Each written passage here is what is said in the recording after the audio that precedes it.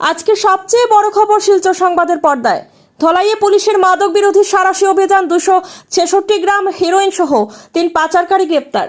ধলাই থানার পুলিশ আবারও প্রমাণ করল যে মাদকের বিরুদ্ধে তাদের লড়াই কতটা কঠোর ও সচেতন।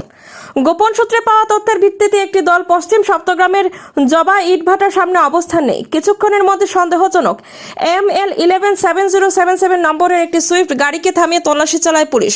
গাড়ির ভেতরে সাবানের কৌটায় লুকিয়ে রাখা 266 গ্রাম হেরোইন উদ্ধার হয়। মাদকদ্রব্য পাচারের এমন অভিনব পদ্ধতিতে রীতিমতো হতবাক আইন শৃঙ্খলা রক্ষাকারী বাহিনী। গাড়িটিতে থাকা 3 যুবককে ঘটনাস্থলে গ্রেফতার করা হয়।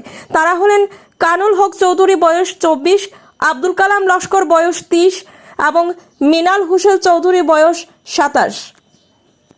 প্রাথমিক জিজ্ঞাসাবাদে জানা গেছে তারা সকলে ধলাই থানার অধীন নারায়ণপুর এলাকার বাসিন্দা এবং দীর্ঘদিন ধরে মাদক পাচারের সাথে জড়িত বলে পুলিশের ধারণা।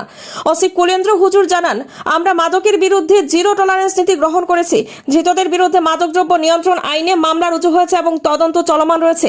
এই চক্রের পিছনে আরও কারা জড়িত তা উদ্ঘাটনে কাজ করছে police. News desk report, Silchar সংবাদ।